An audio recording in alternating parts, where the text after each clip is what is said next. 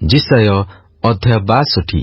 ଯେ ପର୍ଯ୍ୟନ୍ତ ସିଓନର ଧର୍ମ, ଦୀପ୍ତିର ନ୍ୟାୟ ଓ ତାହାର ପରିତ୍ରାଣ ଜ୍ୱଳନ୍ତ ପ୍ରଦୀପର ନ୍ୟାୟ ପ୍ରକଟ ନ ହୁଏ, ସେ ପର୍ଯ୍ୟନ୍ତ ଆମ୍ଭେ ତାହା ନିମନ୍ତେ ନୀରବ ହେବା ନାହିଁ ଓ ଜେରୁସାଲେମ ନିମନ୍ତେ ବିଶ୍ରାମ କରିବା ନାହିଁ। ପୁଣି ଅନ୍ୟ ଦେଶୀୟମାନେ ତୁମ୍ଭର ଧର୍ମ ଓ ସକଳ ରାଜା ତୁମ୍ଭର ପ୍ରତାପ ଦେଖିବେ। ଆଉ ତୁମ୍ଭେ ସଦାପ୍ରଭୁଙ୍କ ମୁଖ ଦ୍ୱାରା ଏକ ନୂତନ ନାମରେ ଖ୍ୟାତ ହେବ। ଆହୁରି ତୁମ୍ଭେ ସଦାପ୍ରଭୁଙ୍କ ହସ୍ତରେ ଗୋଟିଏ ସୁନ୍ଦର ମୁକୁଟ ସ୍ୱରୂପ ଓ ତୁମ୍ଭ ପରମେଶ୍ୱରଙ୍କ ହସ୍ତରେ ଗୋଟିଏ ରାଜ କିରୀଟି ସ୍ୱରୂପ ହେବ। ତୁମ୍ଭେ ପରିତ୍ୟକ୍ତା ବୋଲି ଆଉ ନାମ ପାଇବ ନାହିଁ, କି ଅବା ତୁମ୍ଭର ଦେଶ ଅନାଥ ବୋଲି ଆଉ ଡକାଯିବ ନାହିଁ। ମାତ୍ର ତୁମ୍ଭେ ହିପ୍ସିବା, ସନ୍ତୋଷଜନିକା ଓ ତୁମ୍ଭର ଦେଶ ବିୟଲା, ବିବାହିତା ନାମରେ ଖ୍ୟାତ ହେବ। କାରଣ ସଦାପ୍ରଭୁ ତୁମ୍ଭଠାରେ ସନ୍ତୋଷ ପାଆନ୍ତି ଓ ତୁମ୍ଭ ଦେଶ ବିବାହିତ ହେବ। ଯୁବାଲୋକ ଯେପରି କୁମାରୀକି ବିବାହ କରେ, ସେପରି ତୁମ୍ଭର ପୁତ୍ରଗଣ ତୁମ୍ଭକୁ ବିବାହ କରିବେ। ପୁଣି ବର ଯେପରି କନ୍ୟାଠାରେ ଆନନ୍ଦ କରେ, ସେପରି ତୁମ୍ଭର ପରମେଶ୍ୱର ତୁମ୍ଭଠାରେ ଆନନ୍ଦ କରିବେ। ହେ ଜେରୁସାଲେମ, ଆମ୍ଭେ ତୁମ୍ଭ ପ୍ରାଚୀର ଉପରେ ପ୍ରହରୀଗଣ ନିଯୁକ୍ତ କରିଅଛୁ। ସେମାନେ ଦିନ କି ରାତି କଦାଚ ନୀରବ ନୋହିବେ। ହେ ସଦାପ୍ରଭୁଙ୍କୁ ସ୍ମରଣ କରାଇବା ଲୋକମାନେ, ସେ ଯେ ପର୍ଯ୍ୟନ୍ତ ଜେରୁସାଲେମକୁ ସ୍ଥାପନ ନ କରନ୍ତି ଓ ପୃଥିବୀ ମଧ୍ୟରେ ତାହାକୁ ପ୍ରଶଂସାର ପାତ୍ର ନ କରନ୍ତି, ସେ ପର୍ଯ୍ୟନ୍ତ ତୁମ୍ଭେମାନେ ବିଶ୍ରାମ କର ନାହିଁ କି ତାହାଙ୍କୁ ବିଶ୍ରାମ କରିବାକୁ ଦିଅ ନାହିଁ। ସଦାପ୍ରଭୁ ଆପଣାର ଦକ୍ଷିଣ ହସ୍ତ ଓ ବଳବାନ ବାହୁ ଦ୍ୱାରା ଶପଥ କରିଅଛନ୍ତି, ନିଶ୍ଚୟ ଆମ୍ଭେ ତୁମ୍ଭର ଶସ୍ୟ ତୁମ୍ଭ ଶତ୍ରୁଗଣର ଖାଦ୍ୟ ନିମନ୍ତେ ଆଉ ଦେବା ନାହିଁ ଓ ଯହିଁ ନିମନ୍ତେ ତୁମ୍ଭେ ପରିଶ୍ରମ କରିଅଛ, ତୁମ୍ଭର ସେହି ଦ୍ରାକ୍ଷାରସ ବିଦେଶୀମାନେ ଆଉ ପାନ କରିବେ ନାହିଁ। ମାତ୍ର ଯେଉଁମାନେ ତାହା ସଞ୍ଚୟ କରିଅଛନ୍ତି, ସେମାନେ ତାହା ଭୋଜନ କରି ସଦାପ୍ରଭୁଙ୍କର ପ୍ରଶଂସା କରିବେ ଓ ଯେଉଁମାନେ ତାହା ସଂଗ୍ରହ କରିଅଛନ୍ତି, ସେମାନେ ଆମ୍ଭ ପବିତ୍ର ସ୍ଥାନର ପ୍ରାଙ୍ଗଣ ମଧ୍ୟରେ ତାହା ପାନ କରିବେ। ତୁମ୍ଭେମାନେ ଅଗ୍ରସର ହୁଅ, ନଗର ଦ୍ୱାର ମଧ୍ୟ ଦେଇ ଅଗ୍ରସର ହୁଅ। ଲୋକମାନଙ୍କର ପଥ ପ୍ରସ୍ତୁତ କର, ଉଚ୍ଚ କର, ରାଜପଥ ଉଚ୍ଚ କର। ପ୍ରସ୍ତର ସବୁ ବାହାର କରି ସଂଗ୍ରହ କର। ଗୋଷ୍ଠୀ ସମୂହ ନିମନ୍ତେ ଏକ ଧ୍ୱଜା ଉଠାଅ। ଦେଖ, ସଦାପ୍ରଭୁ ପୃଥିବୀର ପ୍ରାନ୍ତ ପର୍ଯ୍ୟନ୍ତ ଏହା ଘୋଷଣା କରିଅଛନ୍ତି। ତୁମ୍ଭେମାନେ ସିଓନର କନ୍ୟାକୁ କୁହ, ଦେଖ, ତୁମ୍ଭର ପରିତ୍ରାଣ ଆସୁଅଛି। ଦେଖ, ତାହାଙ୍କ ପୁରସ୍କାର ତାହାଙ୍କ ସଙ୍ଗରେ ଅଛି ଓ ତାହାଙ୍କ ପ୍ରତିଦାନ ତାହାଙ୍କ ସମ୍ମୁଖରେ ଅଛି। ପୁଣି ଲୋକମାନେ ସେମାନଙ୍କୁ ପବିତ୍ର ଲୋକ, ସଦାପ୍ରଭୁଙ୍କର ମୁକ୍ତ ବୋଲି ଡାକିବେ। ଆଉ ତୁମ୍ଭେ ଅନ୍ୱେଷିତା, ଅପରିତ୍ୟକ୍ତା ନଗରୀ ବୋଲି ଖ୍ୟାତ ହେବ। ଯିଶାୟ ଅଧ୍ୟାୟ 63। ଇଦୋମରୁ ରଙ୍ଗୀକୃତ ବସ୍ତ୍ର ପିନ୍ଧି ବସୋରାରୁ ଏ ଯେ ଆସୁଅଛନ୍ତି, ସେ କିଏ? ଆପଣା ପରିଧେୟ ବସ୍ତ୍ରରେ ଗୌରବାନ୍ୱିତ ଓ ଆପଣା ମହାଶକ୍ତିରେ ବିଜେ କରୁଅଛନ୍ତି ଯେ ସେ କିଏ? ଆମ୍ଭେ ଯେ ଧର୍ମବାଦୀ ଓ ପରିତ୍ରାଣ କରିବାକୁ ସମର୍ଥ ଅଟୁ। ଆପଣଙ୍କର ପରିଧେୟ ବସ୍ତ୍ର ରକ୍ତବର୍ଣ୍ଣ ଓ କୁଣ୍ଡରେ ଦ୍ରାକ୍ଷା ମର୍ଦ୍ଦନକାରୀର ବସ୍ତ୍ର ପରି କାହିଁକି? ଆମ୍ଭେ ଏକାକୀ ଦ୍ରାକ୍ଷା ମର୍ଦ୍ଦନ କରିଅଛୁ ଓ ଲୋକମାନଙ୍କ ମଧ୍ୟରୁ ଆମ୍ଭ ସଙ୍ଗେ କେହି ନଥିଲା। ଆମ୍ଭେ ଆପଣା କ୍ରୋଧରେ ସେମାନଙ୍କୁ ଦଳନ କଲୁ ଓ ଆପଣା କୋପରେ ସେମାନଙ୍କୁ ମର୍ଦ୍ଦନ କଲୁ। ଏଣୁ ସେମାନଙ୍କ ପ୍ରାଣ ରକ୍ତର ଛିଟା ଆମ୍ଭ ବସ୍ତ୍ରରେ ପଡ଼ିଲା ଓ ଆମ୍ଭେ ଆପଣାର ପରିହିତ ବସ୍ତ୍ର ସବୁ ଦାଗଯୁକ୍ତ କରିଅଛୁ। କାରଣ ପ୍ରତିଶୋଧର ଦିନ ଆମ୍ଭ ଚିତ୍ତରେ ଥିଲା ଓ ଆମ୍ଭ ମୁକ୍ତ ଲୋକମାନଙ୍କର ବର୍ଷ ଉପସ୍ଥିତ ହୋଇଅଛି। ପୁଣି ଆମ୍ଭେ ଅନାଇଲୁ, ଆଉ ସାହାଯ୍ୟ କରିବାକୁ କେହି ନଥିଲା ଓ ସହାୟ ହେବାକୁ କେହି ନ ଥିବାରୁ ଆମ୍ଭେ ଚମତ୍କୃତ ହେଲୁ। ଏ ନିମନ୍ତେ ଆମ୍ଭ ନିଜ ବାହୁ ଆମ୍ଭ ନିକଟକୁ ପରିତ୍ରାଣ ଆଣିଲା ଓ ଆମ୍ଭର କୋପ ଆମ୍ଭର ସହାୟତା କଲା। ପୁଣି ଆମ୍ଭେ ଆପଣା କ୍ରୋଧରେ ଲୋକମାନଙ୍କୁ ଦଳି ପକାଇଲୁ ଓ ଆମ୍ଭ କୋପରେ ସେମାନଙ୍କୁ ମତ୍ତ କରାଇଲୁ। ପୁଣି ଭୂମିରେ ସେମାନଙ୍କ ପ୍ରାଣ ରକ୍ତ ଢାଳି ପକାଇଲୁ। ଆମ୍ଭ ସଦାପ୍ରଭୁଙ୍କର ସ୍ନେହପୂର୍ଣ୍ଣ କରୁଣା ସବୁ କୀର୍ତ୍ତନ କରିବା ଓ ସଦାପ୍ରଭୁ ଆମ୍ଭମାନଙ୍କର ଯେ ସବୁ ଉପକାର କରିଅଛନ୍ତି, ପୁଣି ଆପଣାର ନାନାବିଧ ଦୟା ଓ ପ୍ରଚୁର ସ୍ନେହପୂର୍ଣ୍ଣ କରୁଣା ଅନୁସାରେ ଇସ୍ରାଏଲ ବଂଶର ଯେଉଁ ପ୍ରଚୁର ମଙ୍ଗଳ କରିଅଛନ୍ତି, ତଦନୁସାରେ ଆମ୍ଭେ ସଦାପ୍ରଭୁଙ୍କର ପ୍ରଶଂସା କୀର୍ତ୍ତନ କରିବା। କାରଣ ସେ କହିଲେ, ନିଶ୍ଚୟ ସେମାନେ ଆମ୍ଭର ଲୋକ, ଯେଉଁମାନେ ଅସତ୍ୟ ବ୍ୟବହାର ନ କରିବେ, ଏପରି ସନ୍ତାନ ଅଟନ୍ତି। ଏଣୁ ସେ ସେମାନଙ୍କର ତ୍ରାଣକର୍ତ୍ତା ହେଲେ। ସେମାନଙ୍କର ସବୁ ଦୁଃଖରେ ସେ ଦୁଃଖିତ ହେଲେ ଓ ତାହାଙ୍କର ଶ୍ରୀମୁଖ ସ୍ୱରୂପ ଦୂତ ସେମାନଙ୍କୁ ପରିତ୍ରାଣ କଲେ। ସେ ଆପଣା ପ୍ରେମ ଓ ଆପଣା ଦୟାରେ ସେମାନଙ୍କୁ ମୁକ୍ତ କଲେ ଓ ପୁରାତନ କାଳର ସମସ୍ତ ଦିନ ସେମାନଙ୍କୁ ବହି କରି ନେଲେ। ମାତ୍ର ସେମାନେ ବିଦ୍ରୋହୀ ହେଲେ ଓ ତାହାଙ୍କର ପବିତ୍ର ଆତ୍ମାଙ୍କୁ ଶୋକାକୁଳ କଲେ। ଏ ନିମନ୍ତେ ସେ ଫେରି ସେମାନଙ୍କର ଶତ୍ରୁ ହେଲେ ଓ ଆପେ ସେମାନଙ୍କର ବିପକ୍ଷରେ ଯୁଦ୍ଧ କଲେ। ସେତେବେଳେ ସେ ପୁରାତନ କାଳ ମୂଷା ଓ ଆପଣା ଲୋକମାନଙ୍କୁ ସ୍ମରଣ କରି କହିଲେ, ଯେ ଆପଣା ପଲର ରକ୍ଷକମାନଙ୍କ ସହିତ ସେମାନଙ୍କୁ ସମୁଦ୍ର ପାର କରାଇ ଆଣିଲେ, ସେ କାହାନ୍ତି?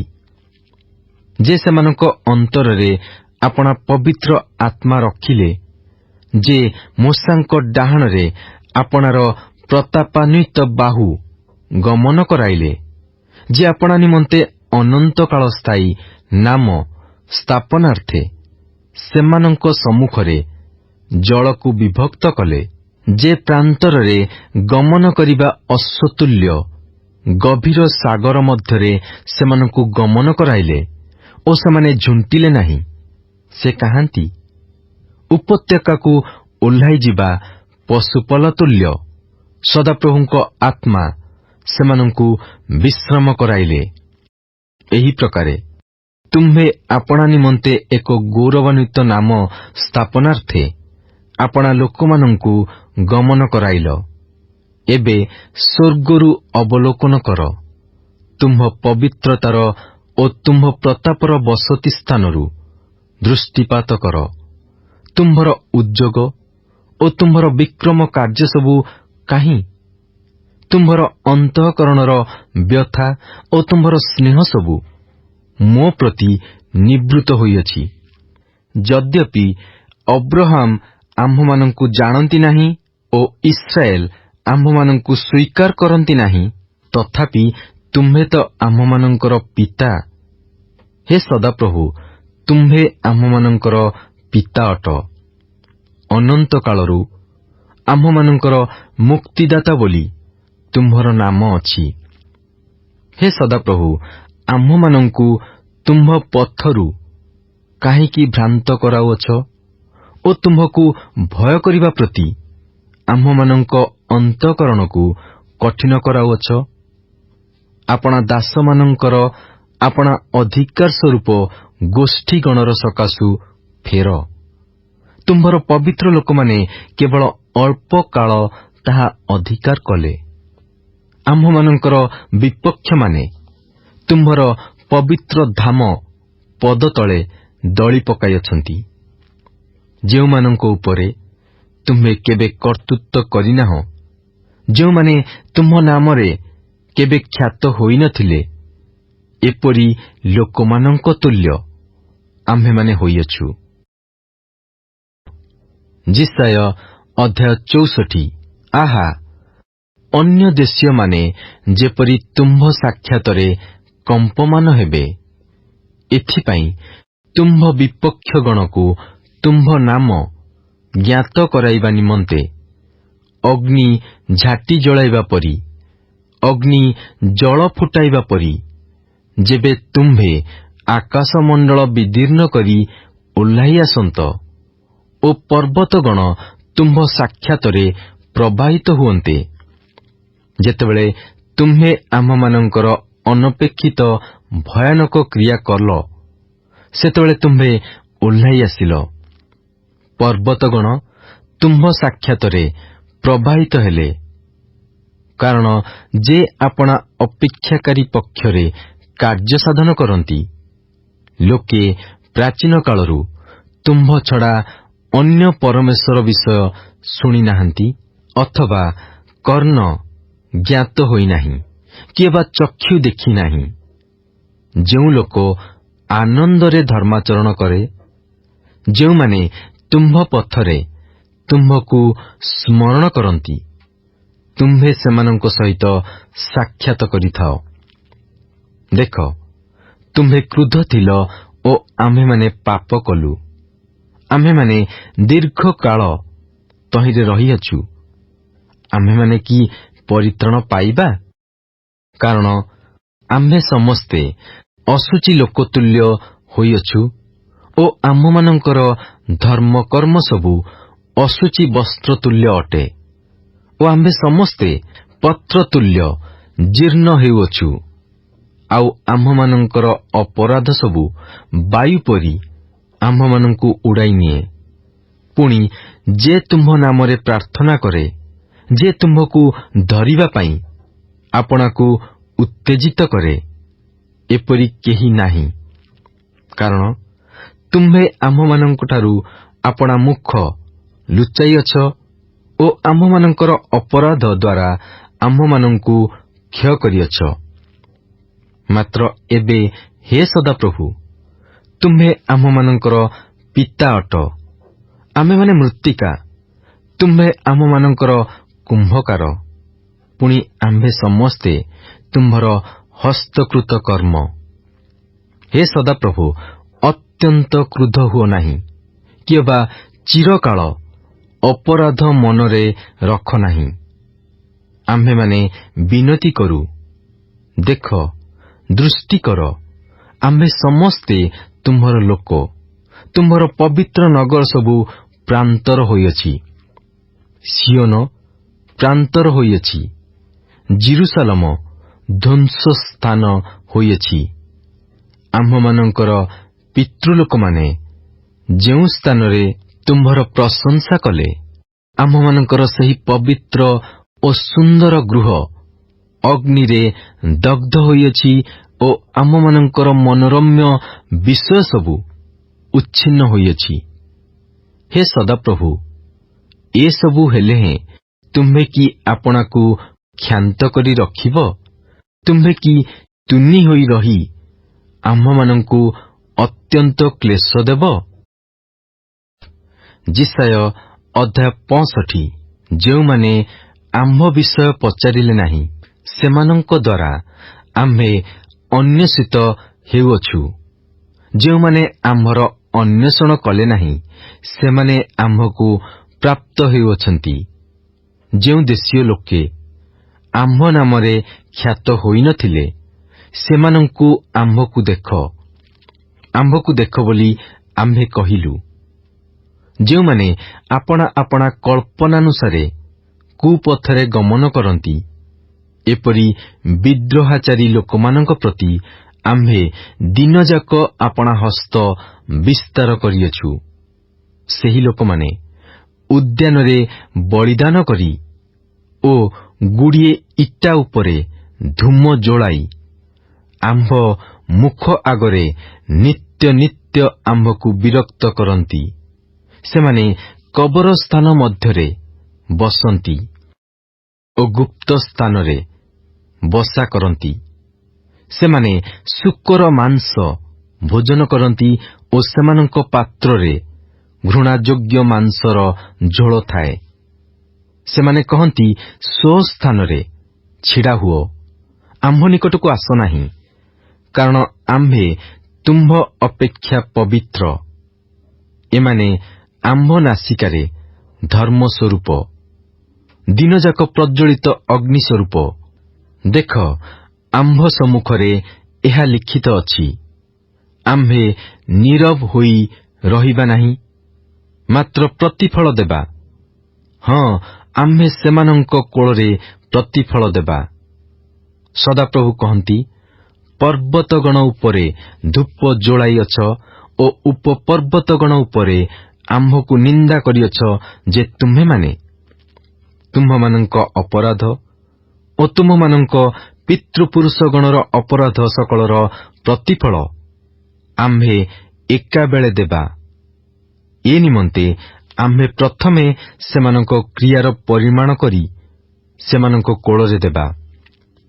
ସଦାପ୍ରଭୁ ଏହି କଥା କହନ୍ତି, ଦ୍ରାକ୍ଷା ପେଣ୍ଡାରେ ଯେପରି ନୂତନ ଦ୍ରାକ୍ଷରସ ମିଳେ ଓ ଲୋକେ କହନ୍ତି, ଏହା ନଷ୍ଟ ନ କର, କାରଣ ଏଥିରେ ଆଶୀର୍ବାଦ ଅଛି, ସେପରି ଆମ୍ଭେ ଆପଣା ଦାସଗଣ ସକାଶେ କରିବା। ଆମ୍ଭେ ସମସ୍ତଙ୍କୁ ବିନାଶ କରିବା ନାହିଁ। ପୁଣି ଆମ୍ଭେ ଯାକୁବଠାରୁ ଏକ ବଂଶ ଓ ଜିହୁଦାଠାରୁ ଆମ୍ଭ ପର୍ବତଗଣର ଏକ ଅଧିକାରୀ ଉତ୍ପନ୍ନ କରିବା ଓ ଆମ୍ଭର ମନୋନୀତ ଲୋକମାନେ ତାହା ଅଧିକାର କରିବେ ଓ ଆମ୍ଭର ଦାସମାନେ ସେଠାରେ ବସତି କରିବେ।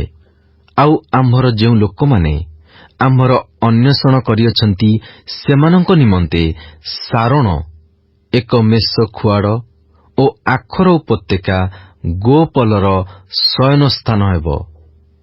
ମାତ୍ର ସଦାପ୍ରଭୁଙ୍କୁ ତ୍ୟାଗ କରୁଅଛ, ଆମ୍ଭ ପବିତ୍ର ପର୍ବତକୁ ପାଶୋରୁଅଛ, ଭାଗ୍ୟଦେବ ଉଦ୍ଦେଶ୍ୟରେ ମେଜ ସଜାଉଅଛ ଓ ନିରୂପଣୀ ଦେବୀର ଉଦ୍ଦେଶ୍ୟରେ ମିଶ୍ରିତ ଦ୍ରାକ୍ଷାରସ ପୂର୍ଣ୍ଣ କରୁଅଛ ଯେ ତୁମ୍ଭେମାନେ ତୁମ୍ଭମାନଙ୍କୁ ଆମ୍ଭେ ଖଡ୍ଗ ନିମନ୍ତେ ନିରୂପଣ କରିବା ଓ ତୁମ୍ଭେ ସମସ୍ତେ ବଧ୍ୟ ସ୍ଥାନରେ ନଇଁ ପଡ଼ିବ। କାରଣ ଆମ୍ଭେ ଡାକିଲା ବେଳେ ତୁମ୍ଭେମାନେ ଉତ୍ତର ଦେଲ ନାହିଁ, ଆମ୍ଭେ କଥା କହିଲା ବେଳେ ତୁମ୍ଭେମାନେ ଶୁଣିଲ ନାହିଁ। ମାତ୍ର ଆମ୍ଭ ଦୃଷ୍ଟିରେ ଯାହା ମନ୍ଦ, ତାହା ହିଁ ତୁମ୍ଭେମାନେ କଲ ଓ ଯହିଁରେ ଆମ୍ଭେ ସନ୍ତୁଷ୍ଟ ନୋହୁ, ତାହା ହିଁ ମନୋନୀତ କଲ। ଏହେତୁ ପ୍ରଭୁ ସଦାପ୍ରଭୁ ଏହି କଥା କହନ୍ତି, ଦେଖ, ଆମ୍ଭର ଦାସମାନେ ଭୋଜନ କରିବେ, ମାତ୍ର ତୁମ୍ଭେମାନେ କ୍ଷୁଧାର୍ଥ ହେବ। ଦେଖ, ଆମ୍ଭର ଦାସମାନେ ପାନ କରିବେ, ମାତ୍ର ତୁମ୍ଭେମାନେ ତୃଷାର୍ତ୍ତ ହେବ। ଦେଖ, ଆମ୍ଭର ଦାସମାନେ ଆନନ୍ଦ କରିବେ, ମାତ୍ର ତୁମ୍ଭେମାନେ ଲଜ୍ଜିତ ହେବ। ଦେଖ, ଆମ୍ଭର ଦାସମାନେ ଚିତ୍ତର ସୁଖ ସକାଶୁ ଗାନ କରିବେ, ମାତ୍ର ତୁମ୍ଭେମାନେ ଚିତ୍ତର ଦୁଃଖ ସକାଶୁ କ୍ରନ୍ଦନ କରିବ ଓ ଆତ୍ମାର ବିରକ୍ତି ସକାଶୁ ହାହାକାର କରିବ। ପୁଣି ତୁମ୍ଭେମାନେ ଆମ୍ଭ ମନୋନୀତ ଲୋକମାନଙ୍କ ନିକଟରେ ତୁମ୍ଭମାନଙ୍କର ନାମ ଶାପାସ୍ପଦ ରୂପେ ରଖିଯିବ ଓ ପ୍ରଭୁ ସଦାପ୍ରଭୁ ତୁମ୍ଭକୁ ବଧ କରିବେ। ଆଉ ସେ ଆପଣା ଦାସମାନଙ୍କୁ ଅନ୍ୟ ନାମରେ ଖ୍ୟାତ କରିବେ। ତହିଁରେ ଯେଉଁ ଲୋକ ପୃଥିବୀରେ ଆପଣାକୁ ଆଶୀର୍ବାଦ କରେ, ସେ ସତ୍ୟ ପରମେଶ୍ୱରରେ ଆପଣାକୁ ଆଶୀର୍ବାଦ କରିବ ଓ ଯେଉଁ ଲୋକ ପୃଥିବୀରେ ଶପଥ କରେ, ସେ ସତ୍ୟ ପରମେଶ୍ୱରଙ୍କ ଦ୍ୱାରା ଶପଥ କରିବ, ଯେହେତୁ ପୂର୍ବକାଳର ସଙ୍କଟ ସବୁ ବିସ୍ମୃତ ହୋଇଅଛି ଓ ତାହା ସବୁ ଆମ୍ଭ ଦୃଷ୍ଟିରୁ ଗୁପ୍ତ ହୋଇଅଛି। କାରଣ ଦେଖ, ଆମ୍ଭେ ନୂତନ ଆକାଶମଣ୍ଡଳ ଓ ନୂତନ ପୃଥିବୀ ସୃଷ୍ଟି କରୁ ଓ ପୂର୍ବ କାଳର ବିଷୟ ସବୁ ସ୍ମରଣ କରାଯିବ ନାହିଁ କିମ୍ବା ମନରେ ପଡ଼ିବ ନାହିଁ। ମାତ୍ର ଯାହା ଆମ୍ଭେ ସୃଷ୍ଟି କରୁ ତୁମେମାନେ ସଦାକାଳ ତହିଁରେ ଆନନ୍ଦିତ ହୋଇ ଉଲ୍ଲାସ କର। କାରଣ ଦେଖ, ଆମ୍ଭେ ଜେରୁସାଲେମକୁ ଉଲ୍ଲାସ ସ୍ୱରୂପ ଓ ତହିଁର ଲୋକମାନଙ୍କୁ ଆନନ୍ଦର ପାତ୍ର କରି ସୃଷ୍ଟି କରୁ। ପୁଣି ଆମ୍ଭେ ଜେରୁସାଲେମରେ ଉଲ୍ଲାସ କରିବା ଓ ଆମ୍ଭ ଲୋକମାନଙ୍କଠାରେ ଆନନ୍ଦ କରିବା। ପୁଣି ତହିଁ ମଧ୍ୟରେ ରୋଦନର ଶବ୍ଦ କିମ୍ବା କ୍ରନ୍ଦନର ଶବ୍ଦ ଆଉ ଶୁଣାଯିବ ନାହିଁ। ସେ ସମୟରୁ ସେ ସ୍ଥାନରେ ଅଳ୍ପ ଦିନର ଶିଶୁ କିମ୍ବା ଅସମ୍ପୂର୍ଣ୍ଣାୟୁ ବୃଦ୍ଧ ଲୋକ ଆଉ ନଥିବ। କାରଣ ବାଳକ 100 ବର୍ଷ ବୟକ୍ରମରେ ମରିବ ଓ ପାପୀ 100 ବର୍ଷ ବୟସ୍କ ହୋଇ ଶାପଗ୍ରସ୍ତ ହେବ। ପୁଣି ଲୋକମାନେ ଗୃହ ନିର୍ମାଣ କରି ତହିଁରେ ବାସ କରିବେ ଓ ସେମାନେ ଦ୍ରାକ୍ଷାକ୍ଷେତ୍ର ପ୍ରସ୍ତୁତ କରି ତହିଁର ଫଳ ଭୋଗ କରିବେ। ସେମାନେ ନିର୍ମାଣ କଲେ, ଅନ୍ୟ ତହିଁରେ ବାସ କରିବ ନାହିଁ। ସେମାନେ ରୋପଣ କଲେ, ଅନ୍ୟ କେହି ଫଳ ଭୋଗ କରିବ ନାହିଁ। କାରଣ ଆମ୍ଭ ଲୋକମାନଙ୍କର ଆୟୁ ବୃକ୍ଷର ଆୟୁ ତୁଲ୍ୟ ହେବ ଓ ଆମ୍ଭ ମନୋନୀତ ଲୋକମାନେ ଦୀର୍ଘ କାଳ ଯାଏ ଆପଣାମାନଙ୍କ ହସ୍ତକୃତ କର୍ମର ଫଳ ଭୋଗ କରିବେ। ସେମାନେ ବୃଥା ପରିଶ୍ରମ କରିବେ ନାହିଁ କିମ୍ବା ବିପଦର ପାଇଁ ପ୍ରସବ କରିବେ ନାହିଁ। କାରଣ ସେମାନେ ଓ ସେମାନଙ୍କ ସଙ୍ଗେ ସେମାନଙ୍କ ସନ୍ତାନଗଣ ସଦାପ୍ରଭୁଙ୍କ ଆଶୀର୍ବାଦ ପାତ୍ରର ବଂଶ। ପୁଣି ଏହା ଘଟିବ ଯେ ସେମାନେ ଡାକିବା ପୂର୍ବେ ଆମ୍ଭେ ଉତ୍ତର ଦେବା ଓ ସେମାନେ କଥା କହୁ କହୁ ଆମ୍ଭେ ଶୁଣିବା। କେନ୍ଦୁଆ ବାଘ ଓ ମେଣ୍ଢାଛୁଆ ଏକତ୍ର ଚରିବେ ଓ ସିଂହ ଗୋରୁ ପରି ନଡ଼ା ଖାଇବ। ପୁଣି ଧୂଳି ସର୍ପର ଖାଦ୍ୟ ହେବ। ସେମାନେ ଆମ୍ଭ ପବିତ୍ର ପର୍ବତର କୌଣସି ସ୍ଥାନରେ ହିଂସା କି ବିନାଶ କରିବେ ନାହିଁ। ସଦାପ୍ରଭୁ ଏହା କହନ୍ତି। ଯିଶାୟ ଅଧ୍ୟାୟ 66। ସଦାପ୍ରଭୁ ଏହି କଥା କହନ୍ତି। ସ୍ୱର୍ଗ ଆମ୍ଭର ସିଂହାସନ ଓ ପୃଥିବୀ ଆମ୍ଭର ପାଦପୀଠ। ତୁମ୍ଭେମାନେ ଆମ୍ଭ ନିମନ୍ତେ କି ପ୍ରକାର ଗୃହ ନିର୍ମାଣ କରିବ ଓ କେଉଁ ସ୍ଥାନ ଆମ୍ଭର ବିଶ୍ରାମ ସ୍ଥାନ ହେବ? କାରଣ ଆମ୍ଭର ହସ୍ତ ଏହି ସବୁ ନିର୍ମାଣ କରିଅଛି, ଆଉ ତହିଁ ସକାଶୁ ଏହି ସବୁ ଉତ୍ପନ୍ନ ହେଲା।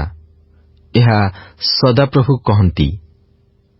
ମାତ୍ର ଏହି ଲୋକ ପ୍ରତି, ଅର୍ଥାତ୍ ଯେଉଁ ଲୋକ ଦୁଃଖୀ ଓ ଚୂର୍ଣ୍ଣମନା ଓ ଯେ ଆମ୍ଭ ବାକ୍ୟରେ କମ୍ପମାନ ହୁଏ, ତାହା ପ୍ରତି ଆମ୍ଭେ ଦୃଷ୍ଟିପାତ କରିବା।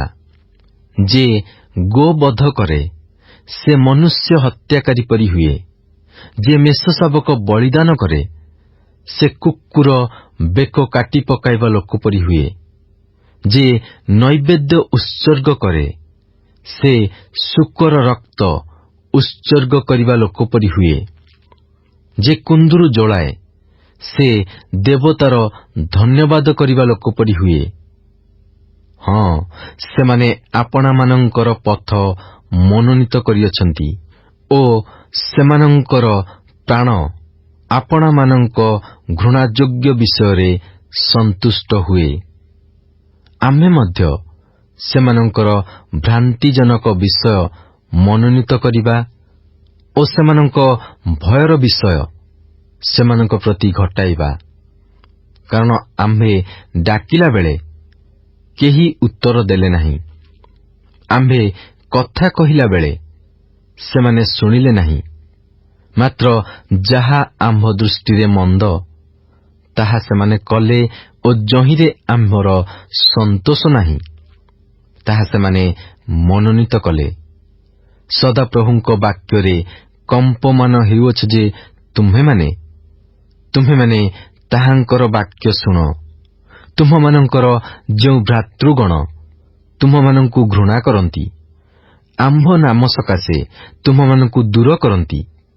ସେମାନେ କହିଅଛନ୍ତି, ଆମ୍ଭେମାନେ ଯେପରି ତୁମମାନଙ୍କର ଆନନ୍ଦ ଦେଖିପାରିବା, ଏଥିପାଇଁ ସଦାପ୍ରଭୁ ମହିମାନ୍ୱିତ ହେଉନ୍ତୁ। ମାତ୍ର ସେମାନେ ଲଜ୍ଜିତ ହେବେ। ନଗରରୁ କଳହର ରବ, ମନ୍ଦିରରୁ ରବ, ଯେ ଆପଣା ଶତ୍ରୁମାନଙ୍କୁ ପ୍ରତିଫଳ ଦିଅନ୍ତି, ସେହି ସଦାପ୍ରଭୁଙ୍କର ରବ। ବେଦନାର ପୂର୍ବେ ସେ ପ୍ରସବ କଲା, ଗର୍ଭ ବେଦନା ଆସିବା ପୂର୍ବେ ପୁତ୍ର ସନ୍ତାନ ଭୂମିଷ୍ଠ ହେଲା। ଏ ପ୍ରକାର କଥା କିଏ ଶୁଣିଅଛି? ଏ ପ୍ରକାର କଥା କିଏ ଦେଖିଅଛି? ଏକ ଦିନରେ କି କୌଣସି ଦେଶ ଜନ୍ମ ହେବ? କୌଣସି ଗୋଷ୍ଠୀୟ ଲୋକେ କି ଏକାବେଳେ ଜନ୍ମ ହେବେ? ସିଓନ ଗର୍ଭବେଦନା ପାଇବା ମାତ୍ରେ ସେ ଆପଣା ସନ୍ତାନଗଣକୁ ପ୍ରସବ କଲା। ସଦାପ୍ରଭୁ କହନ୍ତି, ଆମ୍ଭେ ପ୍ରସବ କାଳ ଉପସ୍ଥିତ କରି କି ପ୍ରସବ କରାଇବା ନାହିଁ? ତୁମ୍ଭର ପରମେଶ୍ୱର କହନ୍ତି, ପ୍ରସବ କରାଉ ଯେ ଆମ୍ଭେ କି ଗର୍ଭ ରୋଧ କରିବା? ହେ ଜେରୁସାଲେମକୁ ପ୍ରେମକାରୀ ସମସ୍ତେ, ତୁମ୍ଭେମାନେ ତାହା ସହିତ ଆନନ୍ଦ କର ଓ ତାହା ନିମନ୍ତେ ଉଲ୍ଲାସ କର। ତାହା ବିଷୟରେ ଶୋକକାରୀ ସମସ୍ତେ, ତୁମ୍ଭେମାନେ ଆନନ୍ଦ ସକାଶୁ ତାହା ସହିତ ଉଲ୍ଲାସ କର। ତହିଁରେ ତୁମ୍ଭେମାନେ ତାହାର ସାନ୍ତ୍ୱନା ରୂପ ସ୍ତନ୍ୟ ପାନ କରି ତୃପ୍ତ ହେବ। ତୁମ୍ଭେମାନେ ଦୁଗ୍ଧ ଦୁହିଁ ତାହାର ଐଶ୍ୱର୍ଯ୍ୟର ବାହୁଲ୍ୟରେ ଆନନ୍ଦିତ ହେବ।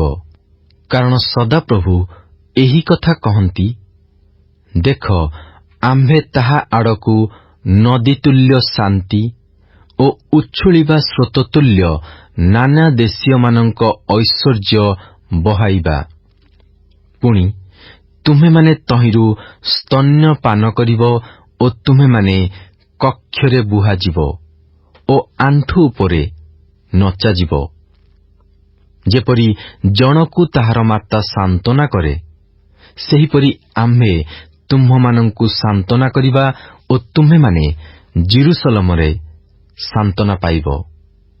ପୁଣି ତୁମ୍ଭେମାନେ ଏହା ଦେଖିବ ଓ ତୁମ୍ଭମାନଙ୍କର ହୃଦୟ ପ୍ରଫୁଲ୍ଲ ହେବ, ଆଉ ତୁମ୍ଭମାନଙ୍କର ଅସ୍ଥି ନବୀନ ତୃଣତୁଲ୍ୟ ସତେଜ ହେବ।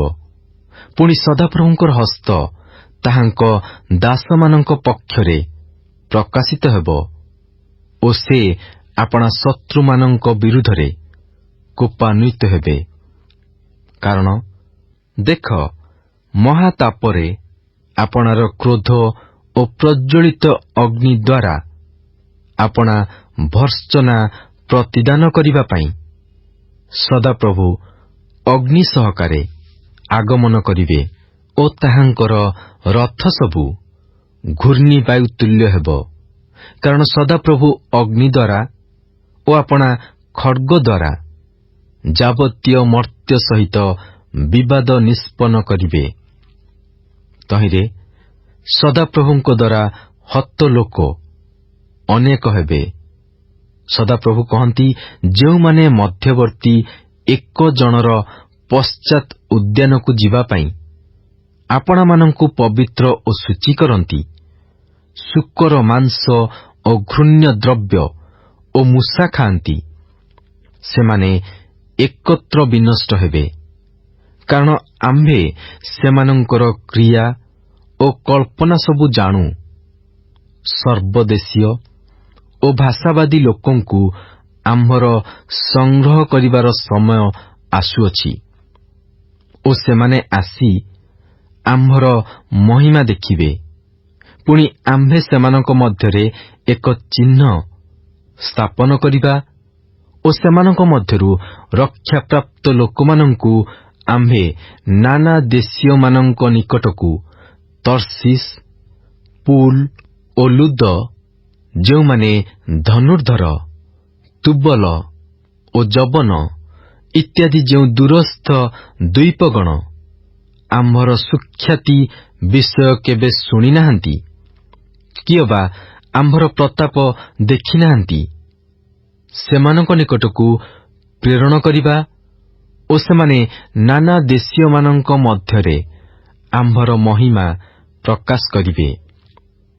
ପୁଣି ସଦାପ୍ରଭୁ କହନ୍ତି, ଇସ୍ରାଏଲର ସନ୍ତାନଗଣ ଯେପରି ସୂଚୀ ପାତ୍ରରେ ସଦାପ୍ରଭୁଙ୍କ ଗୃହକୁ ଉପହାର ଆଣନ୍ତି, ସେପରି ସେମାନେ ତୁମ୍ଭମାନଙ୍କର ଭ୍ରାତା ସମସ୍ତଙ୍କୁ ସଦାପ୍ରଭୁଙ୍କ ଉଦ୍ଦେଶ୍ୟରେ ଉପହାର ନିମନ୍ତେ ସର୍ବଦେଶୀୟମାନଙ୍କ ମଧ୍ୟରୁ ସେମାନଙ୍କୁ ଅଶ୍ୱ, ରଥ ଓ ଚୌଦଳ, ଖଚ୍ଚର ଓ ଦ୍ରୁତଗାମୀ ପଶୁମାନଙ୍କ ଉପରେ ଆମ୍ଭର ପବିତ୍ର ପର୍ବତ ଜିରୁସାଲମକୁ ଆଣିବେ। ଆହୁରି ଆମ୍ଭେ ସେମାନଙ୍କ ମଧ୍ୟରୁ ଯାଜକ ଓ ଲେବୀୟ ହେବା ନିମନ୍ତେ ଲୋକ ଗ୍ରହଣ କରିବା। ଏହା ସଦାପ୍ରଭୁ କହନ୍ତି, କାରଣ ଆମ୍ଭେ ଯେଉଁ ନୂତନ ଆକାଶମଣ୍ଡଳ ଓ ନୂତନ ପୃଥିବୀ ନିର୍ମାଣ କରିବା, ତାହା ଯେପରି ଆମ୍ଭ ସମ୍ମୁଖରେ ସ୍ଥାୟୀ ହେବ, ସେପରି ତୁମ୍ଭମାନଙ୍କର ବଂଶ ଓ ତୁମ୍ଭମାନଙ୍କର ନାମ ସ୍ଥାୟୀ ହେବ। ଏହା ସଦାପ୍ରଭୁ କହନ୍ତି।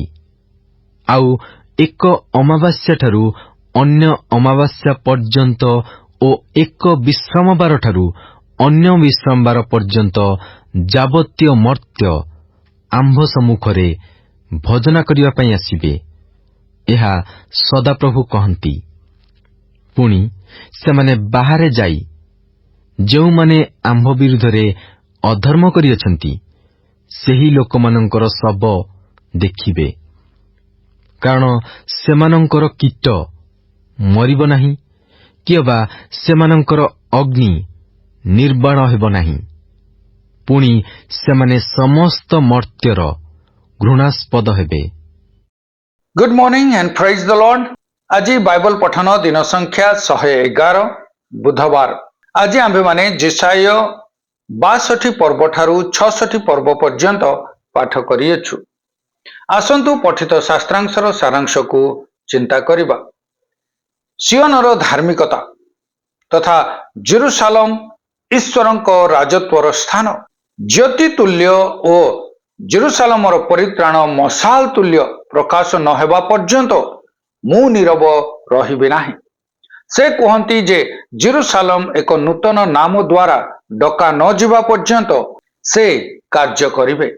ପ୍ରଭୁ ଆସୁଅଛନ୍ତି ରଙ୍ଗୀକୃତ ବସ୍ତ୍ର ପିନ୍ଧି। ଏ ଯେ ଆସୁଅଛନ୍ତି ସେ କିଏ? ତାହାଙ୍କ ପରିଧେୟ ବସ୍ତ୍ର ରକ୍ତବର୍ଣ୍ଣ ଓ ଦ୍ରାକ୍ଷା ମର୍ଦ୍ଦନକାରୀର ବସ୍ତ୍ର ପରି କାହିଁକି? ଅବଶିଷ୍ଟାଂଶ ଅର୍ଥାତ୍ ପରମେଶ୍ୱରଙ୍କ ଧାର୍ମିକ ଲୋକମାନେ ନିରନ୍ତର ଦୟାଭିକ୍ଷା କରନ୍ତି। 65 ପର୍ବ ଯେଶାୟର ସମ୍ପୂର୍ଣ୍ଣ ସମ୍ବାଦକୁ ଅବଶିଷ୍ଟାଂଶ ଲୋକମାନଙ୍କ ପ୍ରାର୍ଥନା ପ୍ରତି ଯେହୋବାଙ୍କ ଉତ୍ତରର ସାରାଂଶ ଭାବରେ ପ୍ରକାଶ କରେ। ଏହା କୁହାଯାଏ ଯେ ଯଦିଓ ଯେହୋବା ଇସ୍ରାଏଲ ପ୍ରତି ସର୍ବଦା ପ୍ରେମ ପ୍ରଦର୍ଶନ କରନ୍ତି, ତଥାପି ସେମାନେ ସଦାପ୍ରଭୁଙ୍କୁ ଅଗ୍ରାହ୍ୟ କରିବା ହେତୁରୁ ବିଚାର ତଥା ଦଣ୍ଡ ନିଶ୍ଚିତ ଭାବରେ ଆସିବ। କିନ୍ତୁ ସେହି ବିଚାରର ଅବଶିଷ୍ଟାଂଶ ଲୋକମାନେ ଶାନ୍ତ ଓ ଧର୍ମରେ ପରିପୂର୍ଣ୍ଣ ଗୋଟିଏ ଗୌରବମୟ ରାଜ୍ୟ ସ୍ଥାପନ କରିବେ। ପ୍ରକାଶିତ ବାକ୍ୟ 20-22 ପର୍ବ ଏକ ନୂତନ ସ୍ୱର୍ଗ ଓ ନୂତନ ପୃଥିବୀର ସୃଷ୍ଟି ସମ୍ବନ୍ଧରେ ପ୍ରକାଶ କରେ।